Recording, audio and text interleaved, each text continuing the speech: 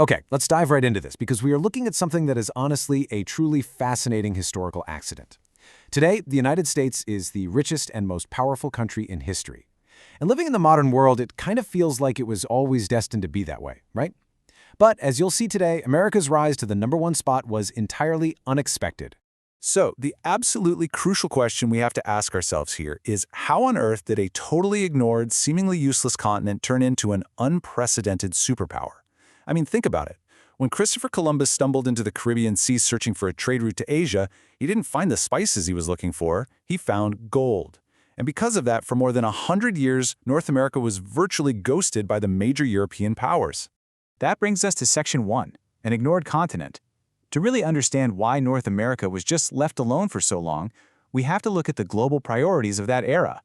Spain and Portugal literally drew a line right down the middle of the map to divide the world between them. Portugal went east, building a huge trading empire in Asia. Meanwhile, Spain focused entirely on conquering their half, heading south into Central and South America to areas that were incredibly rich with gold, silver, and people. Look at the massive 100-year gap in early exploration on this timeline. What's really wild is that century of pure neglect. Spain did actually send an expedition up into North America in 1539, but they didn't find any gold, so they basically just deemed the lands useless and left. England waited almost a full century to seriously try colonizing. Their first attempt at Roanoke mysteriously disappeared without a trace. It wasn't until Jamestown in 1607 that the English finally got a lasting foothold, which was soon followed by the Pilgrims. And those were the super strict Christians who were busy outlawing things like gambling and, believe it or not, celebrating Christmas. Moving right along to Section 2, the road to independence. Soon enough, folks started pouring into America. The East Coast quickly filled up with British colonists, but meanwhile the French were quietly busy claiming the massive, vast middle of the North American continent. And this setup made a major clash completely inevitable. To put this into perspective, just look at the staggering population mismatch right before the conflict kicked off in 1754. On one side, you have New France with a tiny population of roughly 60,000 people teaming up with their Native American allies. On the other side, the British colonies had a booming population of over 1 million people, who were also allied with local tribes. With those numbers, it's really no surprise who won the French and Indian War. The British defeated the French pretty easily. After the war, the map was dramatically redrawn. France lost everything. They gave half of Louisiana to Spain and handed the other half, plus Canada, over to Britain. But here's the catch. Britain's sweeping victory came at a massive financial cost. They desperately needed money, so they started collecting heavy taxes from the colonists to pay for the war. The colonists, who had no representation in the British government, were absolutely furious. They started asking, hey, how can we be taxed without a vote? And that fundamental disagreement sparked the American Revolution, leading directly to the Declaration of Independence on July 4, 1776. But winning independence wasn't the magical end of the story. After 5 grueling years of war, the Americans finally won. But their new government was, quite frankly, a complete and failing mess. Those 13 colonies were essentially 13 independent countries that were united in name only. To stop the fragile new nation from completely collapsing, the Founding Fathers had to go back to the drawing board. They drafted a brand new constitution to create a federal government that actually functioned, eventually electing George Washington as the very first president in 1789. And that sets the stage for Section 3, the Louisiana real estate deal. At this point in time, the U.S. was still pretty much stuck on the East Coast, but they desperately needed access to the Mississippi River to transport their goods. To make matters way more stressful, a guy named Napoleon Bonaparte had just seized power in France and struck a secret deal with Spain to get Louisiana back. So suddenly, Napoleon is building a French empire right next door to the United States. In a panic, America sent representatives to France, just hoping to buy the port of New Orleans. But then Napoleon completely pivoted. He realized invading Britain was his real, immediate priority. He basically reasoned, if I sell Louisiana to the Americans, they'll be our friends forever, and the cash will fund my wars in Europe. So, actually against the advice of all his peers, he decided to sell off France's largest territory in one fell swoop. And here is the price tag for the whole shebang. $15 million.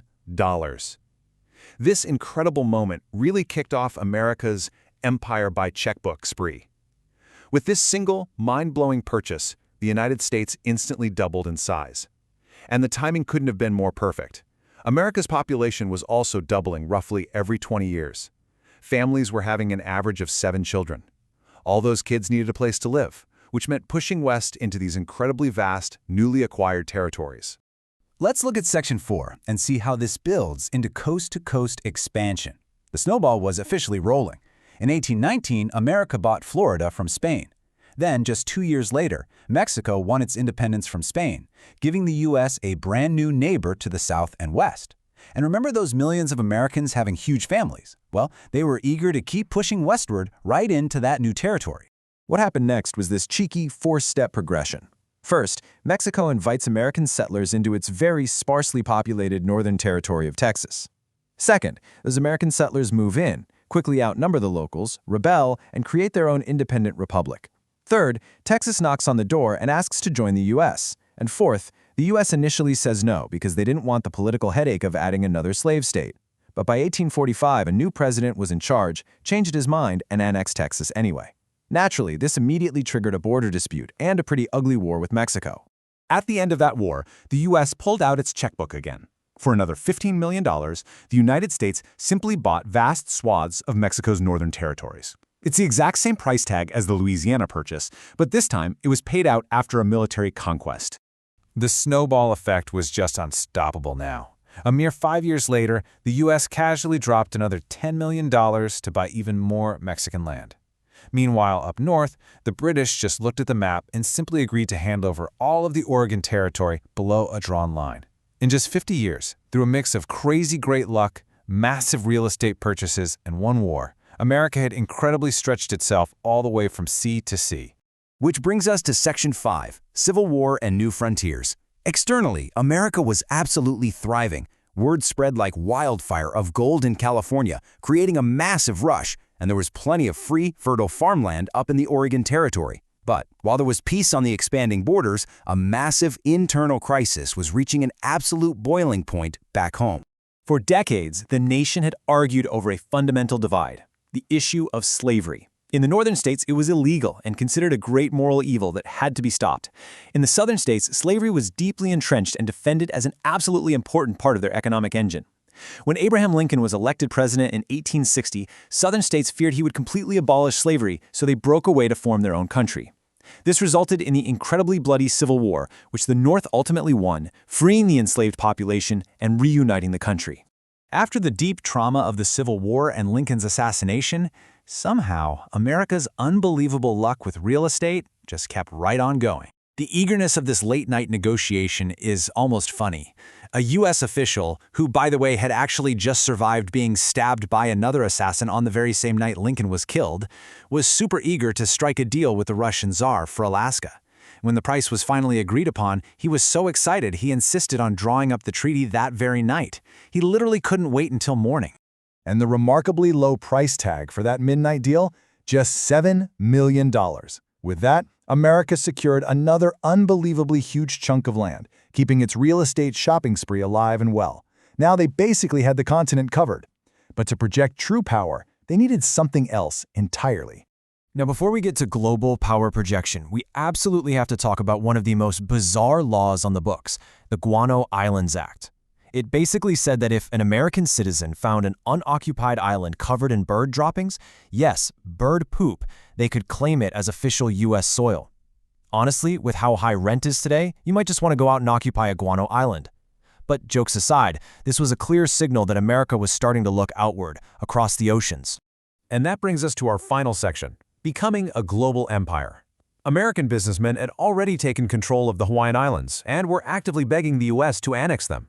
The president initially refused, wanting America to be a just nation that didn't just swallow up the weak. But a really fierce internal debate erupted. Many people feared that if America just minded its own business, an expansionist power like Germany or Japan would swoop in and seize Hawaii to use as a future military base. America's traditional isolationism was seriously cracking under a mounting list of explosive pressures. Beyond just defending against foreign bases, Americans were reading the daily newspapers and sympathizing heavily with Cuban revolutionaries who were fighting for their own independence from Spain. Then, in 1898, an American warship sank in a mysterious explosion in Havana Harbor. That was the final straw. The U.S. completely abandoned its isolationism and forcefully told Spain to leave Cuba immediately. Spain responded to that demand by declaring war, which resulted in a shockingly swift and dramatic outcome. The U.S. rapidly captured Cuba, Puerto Rico, and the Philippines, and went ahead and officially annexed Hawaii during the conflict as well.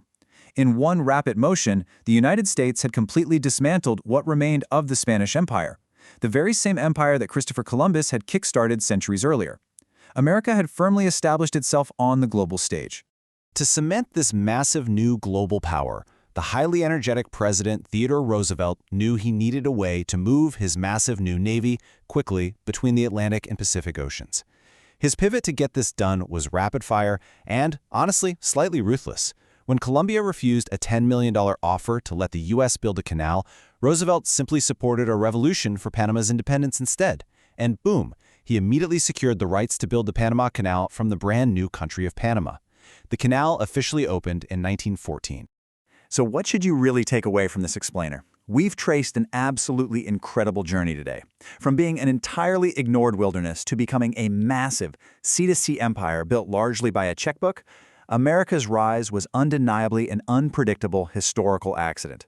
But as that Panama Canal opens and the devastating First World War begins over in Europe, I want to leave you with a provocative thought.